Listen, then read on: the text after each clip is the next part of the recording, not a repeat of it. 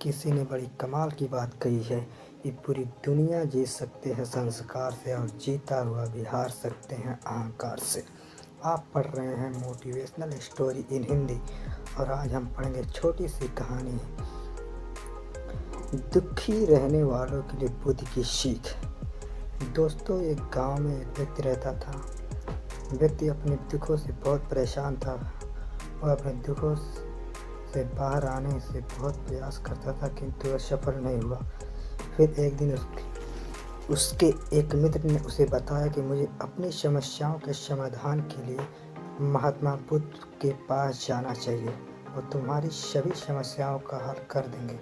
बस फिर क्या था, बुद्ध महात्मा से मिलने के लिए चल पड़ा। अतः वह महात्मा बुद्ध के पास पहुंचा और उन्हें प्रणाम करके बोला, हे बुद्ध, मेरी ज़िंदगी में इतने दुख क्यों हैं, इतनी तकलीफ़ें क्यों हैं? व्यक्ति की बातें सुनकर महात्मा बुद्ध बोले कि आप बताओ, तुम्हें कौन सा दुख है? व्यक्ति ने कहा, अपने दुखों कितने आपको बताऊं, मेरे पूरी दुखों से भरी हुई है। ऐसा लगता है जैसे कि खुश होने के लिए मेरे पास कुछ है ही नहीं। जो मेरे रिश्ते हैं, उन रिश्तों से भी मैं दुखी हूँ, और जो मेरे शरीर में बीमारियाँ होती रहती हैं, एक के पीछे एक दुखी होता रहता है। और व्यक्ति आगे कहता है, ना मैं अपने रिश्ते से खुश हूँ, ना मैं अपने परिवार से खुश हूँ, ना मैं अपने मन से खुश हूँ, और ना ही मैं अपनी ज़िंदगी से खुश हूँ। लगता है कि ऐसी ज़िंदगी होने से अच्छा है कि मैं मर जाऊँ, कोई मतलब नहीं है जीने का। व्यक्ति जब बोलते बोलते रुक गया, तब महात्मा ने कहा, उस व्यक्ति से पूछा कि बताओ, तुम्हारे इन सभी दुखों का क्या कारण है? व्यक्ति बोला, मैं आपसे पास इसीलिए तो आया हूँ कि आप मुझे बताएं कि मेरी ज़िंदगी में इतने दुख क्यों, इन सब का क्या कारण है। यदि मैं जानता तो मेरे दुखों का क्या कारण है, तो मैं उस कारण का स्वयं ही उपाय कर लेता।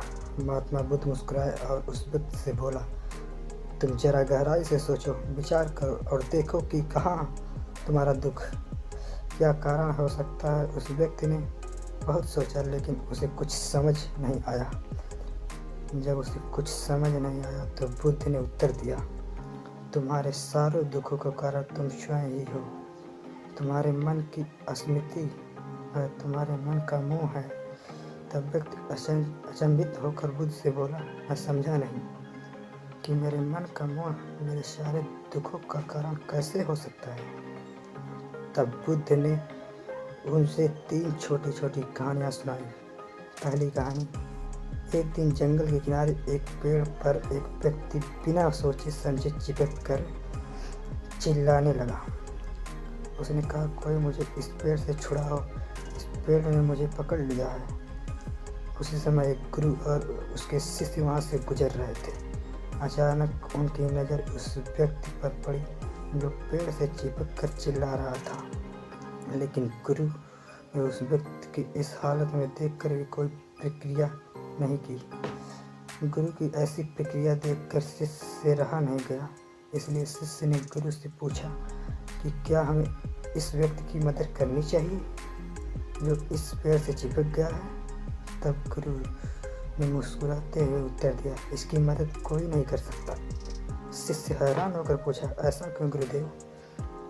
गुरु ने विचार करते हुए कहा, इस व्यक्ति ने खुद ही पेड़ को पकड़ लिया है, और जिस इंसान ने अपनी खुद की चीज़ को पकड़ा हुआ है उसे कोई छुड़ा सकता नहीं।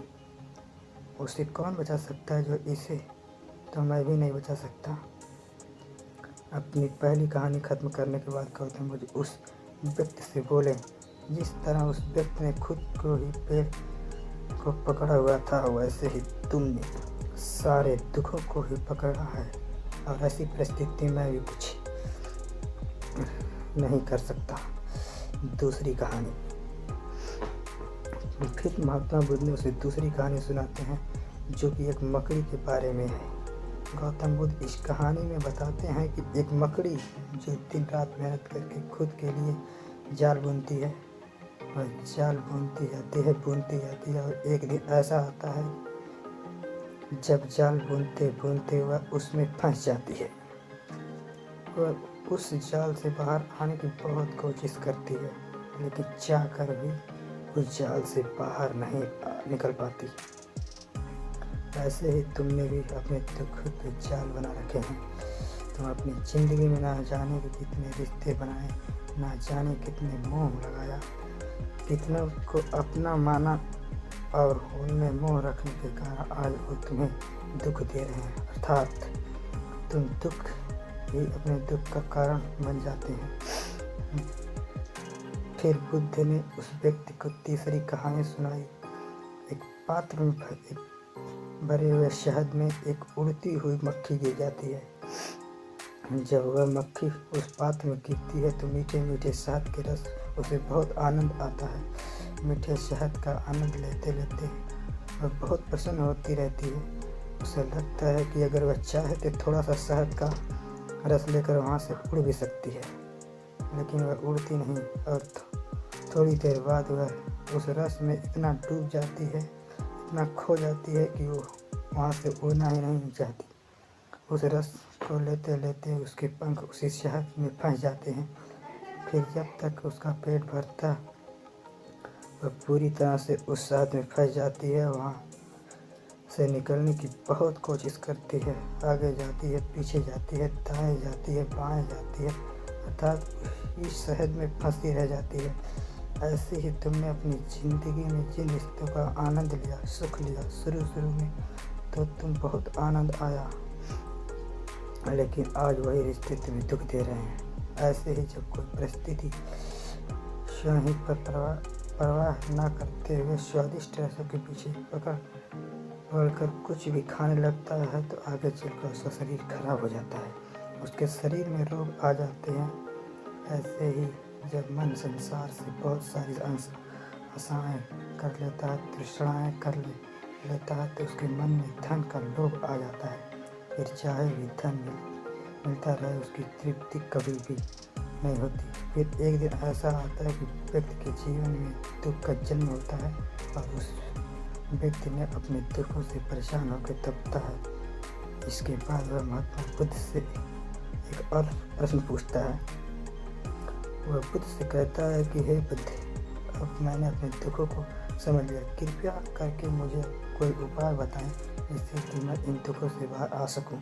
महात्मा बुद्ध बोले कि अगर तुम अपने सभी दुखों से बाहर निकलना चाहते हो तो अपने मन का मोह और वासना से ऊपर उठकर प्रेम का संतोष से भर दो, क्योंकि जिसके हृदय में प्रेम और संतोष का दिया जल गया, उसके मन में मोह और वासना से जन्म का दुख, सारा अंधकार ही दूर हो जाता है।